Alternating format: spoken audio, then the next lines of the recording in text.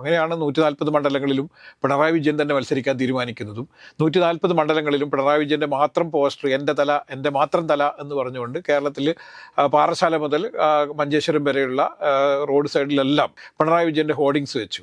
ഒന്നാം പിണറായി സർക്കാരിൽ ഏറ്റവും കൂടുതൽ ഷൈൻ ചെയ്ത മന്ത്രി ആരാണെന്ന് വെച്ചാൽ ആരോഗ്യവകുപ്പ് മന്ത്രിയായിരുന്നു, കെ ശൈലജയായിരുന്നു. കോവിഡ് കാലത്തും അതുപോലെ തന്നെ നിപ്പായും ഒക്കെ നേരിടുന്നതിൽ കെ ശൈലജ വഹിച്ച പങ്ക് വളരെ വലുതായിരുന്നു.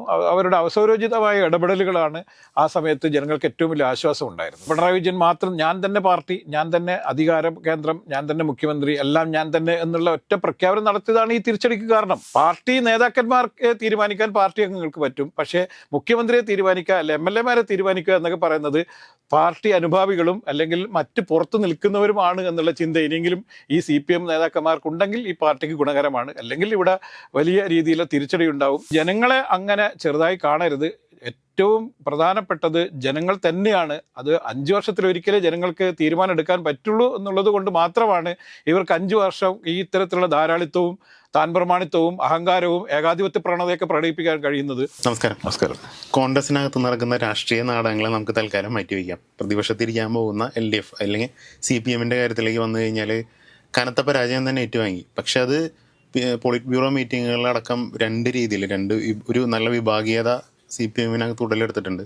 പിണറായി വിജയൻ്റെ തലയിൽ മാത്രമായിട്ട് ഈ തോൽവി ഇടണ്ട എന്ന് വലിയൊരു വിഭാഗം പറയുമ്പോൾ പിണറായി മത്സരിക്കാനേ പാടില്ലായിരുന്നു എന്ന് പറയുന്ന ഒരു മറ്റു വിഭാഗം കൂടി ഉണ്ട്. സത്യത്തിൽ സാറിൻ്റെ ഒരു വിലയിരുത്തലിൽ എന്തായിരുന്നു CPM ചെയ്യേണ്ടിയിരുന്നത്?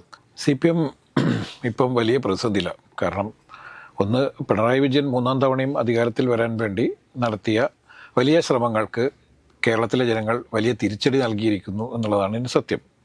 PBയിലുള്ള പലർക്കും അറിയാം പിണറായി വിജയനോടുള്ള എതിർപ്പാണ് കേരളത്തിൽ ഈ തിരിച്ചടിക്ക് കാരണം എന്നുള്ളത്.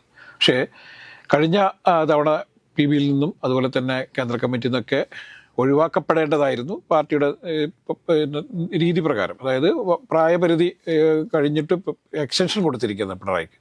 അതിൻ്റെ കാരണം എന്ന് പറഞ്ഞാൽ ഇന്ത്യയിലാകെ ഭരണത്തിലുള്ളത് അന്ന് കേരളത്തിൽ മാത്രമായിരുന്നു.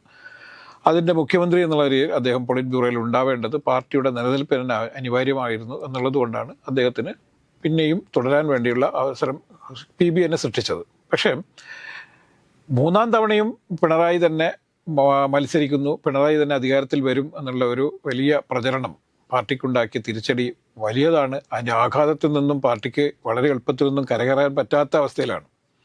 ഈ PB വിലയിരുത്തിയിരിക്കുന്നത് സത്യമാണെങ്കിൽ അതുതന്നെയാണ് ഇവിടുത്തെ ജനങ്ങളും വിലയിരുത്തിയിരിക്കുന്നത് എന്നുള്ളതാണ്. അല്ലെങ്കിൽ ജനവികാരം എന്താണെന്ന് PB അംഗങ്ങൾക്ക് അവിടെ ഈ പിണറായി വിജയൻ്റെ ഫാൻസ് അസോസിയേഷൻകാരല്ലാത്ത PB അംഗങ്ങൾക്ക് കൃത്യമായി മനസ്സിലാവും. അപ്പോൾ PBയിൽ ഇപ്പോൾ അങ്ങനെ കേരളത്തിൽ നിന്നുള്ള ആളുകൾക്ക് മാത്രമേ അങ്ങനത്തെ ഒരു ഫാൻസ് ഉണ്ടാവുള്ളൂ. പിന്നെ ഇതൊരു കേരള പാർട്ടിയായിട്ട് ചുരുങ്ങി നിൽക്കുന്ന സമയത്തായിരുന്നു PB അംഗങ്ങൾക്ക് പോലും വാല്യൂ ഇല്ലാത്ത തരത്തിൽ അത്തരത്തിലുള്ളൊരു വലിയ PB തന്നെ ഞാനാണ്, പാർട്ടി ഞാനാണ് എന്നുള്ള രീതിയിലേക്ക് പിണറായി വിജയൻ മാറുകയും അദ്ദേഹത്തിൻ്റെ തീരുമാനങ്ങൾ പാർട്ടിയെ കൊണ്ട് അടിച്ചേൽപ്പിക്കുകയും ചെയ്യുകയായിരുന്നു. അങ്ങനെയാണ് 140 മണ്ഡലങ്ങളിലും പിണറായി വിജയൻ തന്നെ മത്സരിക്കാൻ തീരുമാനിക്കുന്നതും 140 മണ്ഡലങ്ങളിലും പിണറായി വിജയൻ്റെ മാത്രം പോസ്റ്റർ എൻ്റെ തല എൻ്റെ മാത്രം തല എന്ന് പറഞ്ഞുകൊണ്ട് കേരളത്തിൽ പാറശാല മുതൽ മഞ്ചേശ്വരം വരെയുള്ള റോഡ് സൈഡിലെല്ലാം, ഹൈവേ സൈഡിലും മറ്റെല്ലാ സ്ഥലങ്ങളിലും 140 മണ്ഡലങ്ങളിലെ വിവിധ സ്ഥലങ്ങളിലും പ്രധാനപ്പെട്ട നഗരങ്ങളിലുമൊക്കെ പിണറായി വിജയൻ്റെ ഹോർഡിങ്സ് വെച്ചു.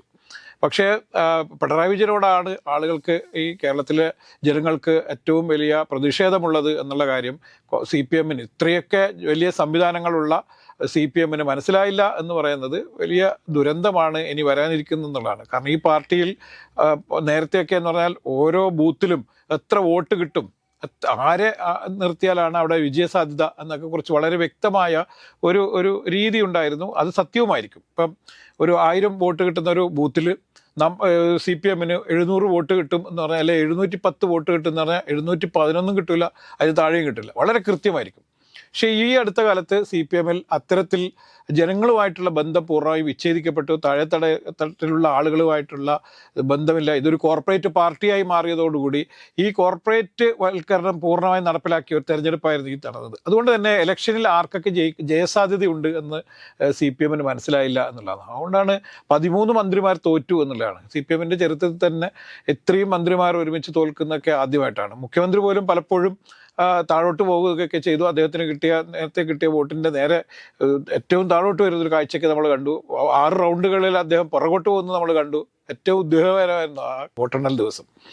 എന്തുകൊണ്ട് ഇത് സംഭവിച്ചു എന്നുള്ളത് ശരിക്കും പാർട്ടി വിലയിരുത്തേണ്ടതുണ്ട്. ഇപ്പം കെ ശൈലജയെ ശരിക്കും ഒന്നാം പിണറായി സർക്കാരിൽ ഏറ്റവും കൂടുതൽ ഷൈൻ ചെയ്ത മന്ത്രി ആരാണെന്ന് വെച്ചാൽ ആരോഗ്യവകുപ്പ് മന്ത്രിയായിരുന്നു, കെ ശൈലജയായിരുന്നു. കോവിഡ് കാലത്തും അതുപോലെ തന്നെ നിപ്പായും ഒക്കെ നേരിടുന്നതിൽ കെ ശൈലജ വഹിച്ച പങ്ക് വളരെ വലുതായിരുന്നു.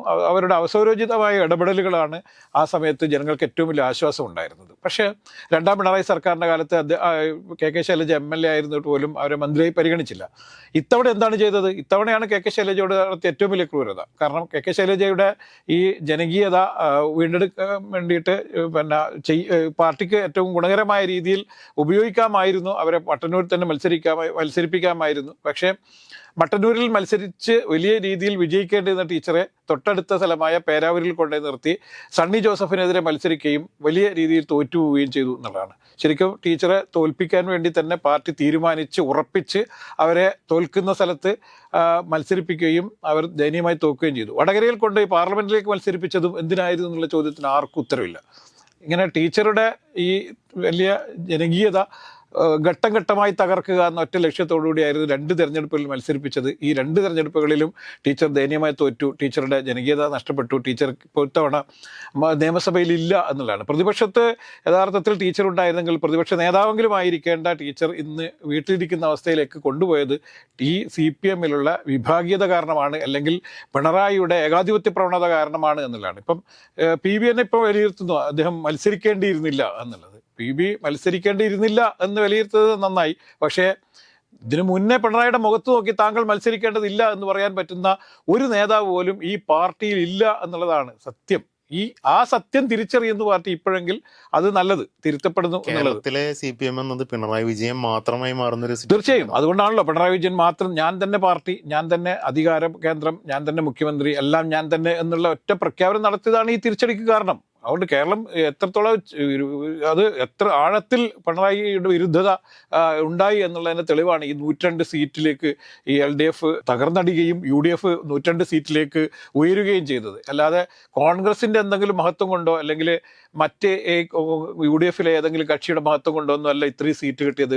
ജനങ്ങളുടെ നിഷേധ വോട്ടാണ് ഇന്നിപ്പോൾ കോൺഗ്രസിൻ്റെ വലിയ ഒരു നേട്ടമായി നമ്മൾ കാണുന്നത്. കോൺഗ്രസിന് ഇപ്പോൾ ഈ 10 ദിവസമായിട്ട് മന്ത്രിസഭ പോലും രൂപീകരിക്കാൻ വേണ്ടി കഴിഞ്ഞില്ല എന്നുള്ളത് കോൺഗ്രസിന് യഥാർത്ഥ സംഘടനാ സംവിധാനം പോലും വീക്കാണെന്നുള്ളതിന് തെളിവാണ്. അല്ലെങ്കിൽ സംഘടന വളരെ ശക്തമാണെങ്കിൽ കോൺഗ്രസ് വളരെ പെട്ടെന്ന് തന്നെ മുന്നണിയെ ശക്തമാക്കുകയും അപ്പം തന്നെ മുഖ്യമന്ത്രിയെ തീരുമാനിക്കുകയും മന്ത്രിസഭ രൂപീകരിക്കുകയും ചെയ്തേനെ. 4-ാം തീയതി റിസൾട്ട് വന്നാൽ മിനിമം 5-ാം തീയതിയോ 6-ാം തീയതിയോ പുതിയ നേതാവിനെ പ്രഖ്യാപിക്കുകയും തൊട്ടടുത്ത ദിവസം തന്നെ മറ്റ് സ്റ്റേറ്റുകളിലെല്ലാം തൊട്ടടുത്ത ദിവസങ്ങളിൽ മുഖ്യമന്ത്രിമാരുണ്ടായി. ഈ കഴിഞ്ഞ ദിവസങ്ങളിൽ തമിഴ്നാട്ടിൽ പോലും നമുക്കറിയാം, തമിഴ്നാട്ടിൽ ഒറ്റയ്ക്ക് ഭരിക്കാനുള്ള ഭൂരിപക്ഷം അദ്ദേഹത്തിന് ഉണ്ടായിരുന്നില്ല. അദ്ദേഹത്തിന് ഒരു മുന്നണി സംവിധാനം ഒന്നും ഉണ്ടായിരുന്നില്ല. പക്ഷേ വളരെ പെട്ടെന്ന് തന്നെ അദ്ദേഹം മറ്റ് ചെറിയ കക്ഷികളൊക്കെ ആയി ചേർന്നുകൊണ്ട് അദ്ദേഹം ഭൂരിപക്ഷം ഉണ്ടാക്കി.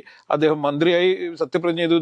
ഇപ്പം അയാൾ ഭൂരിപക്ഷം തെളിയിച്ചിരിക്കുന്നു. വിജയ്ക്ക് 144 പേരുടെ ഭൂരിപക്ഷം ഉണ്ടായിരിക്കുന്നു. അദ്ദേഹം AIADMK-യിൽ പിളർപ്പുണ്ടാക്കിയിരിക്കുന്നു.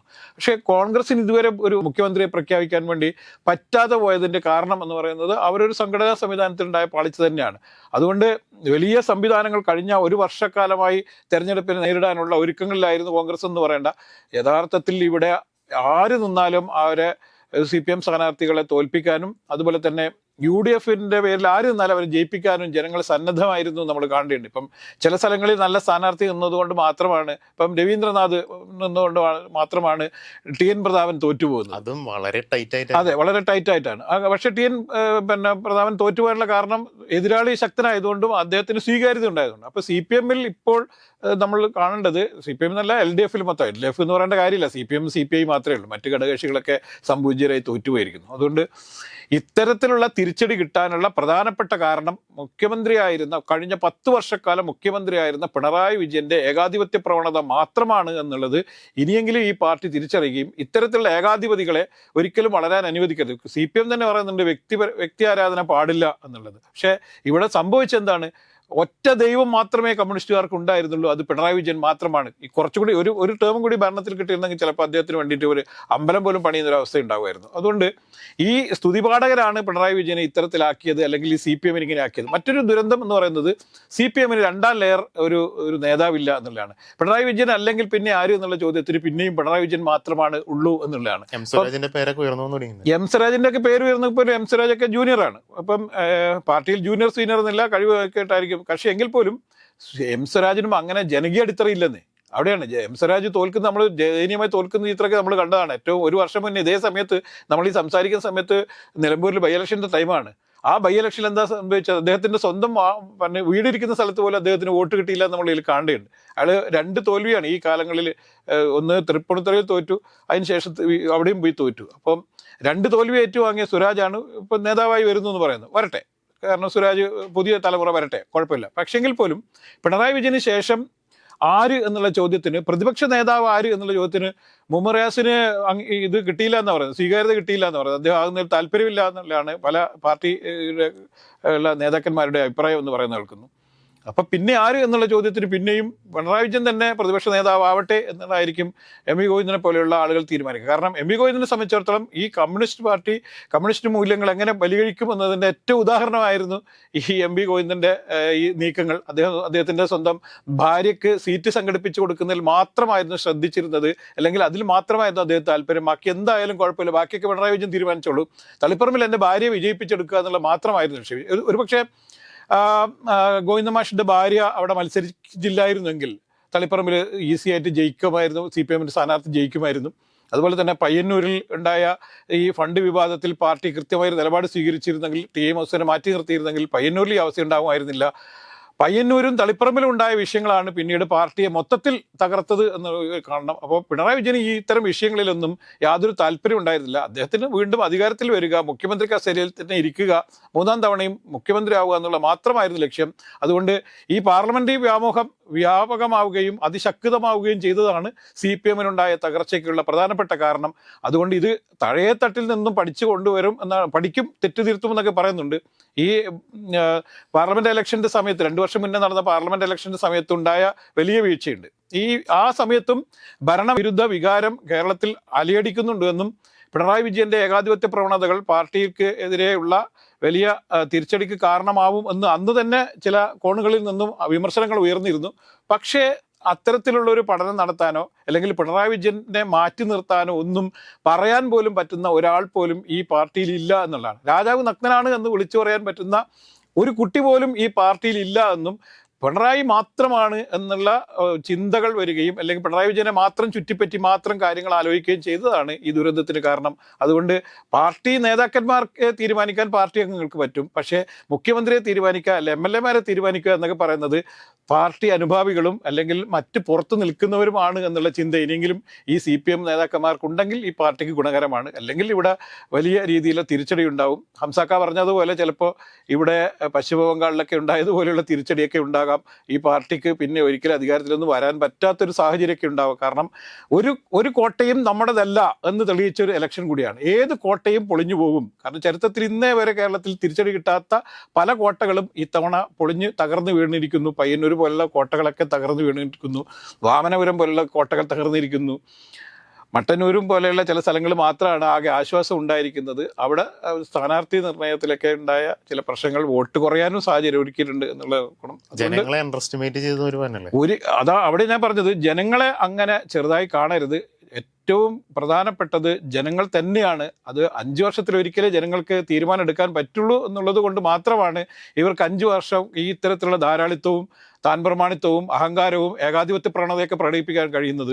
അതുകൊണ്ട് ഏത് സർക്കാരായാലും, അത് CPM ആയാലും ശരി, ഇനി കോൺഗ്രസ് വന്നു ഏകാധിപത്യ പ്രവണത കാണിച്ചു കഴിഞ്ഞാൽ ജനങ്ങൾ അതേപോലെ അതേ നാണയത്തിൽ തന്നെ അവർക്ക് തിരിച്ചടി കൊടുക്കും എന്നുള്ളത് കൂടി നമ്മൾ കാണേണ്ടതുണ്ട്. അതുകൊണ്ട് CPM ഇനിയെങ്കിലും തെറ്റുതിരുത്താൻ വേണ്ടി തയ്യാറായാൽ CPM നന്ന് എന്ന് മാത്രം.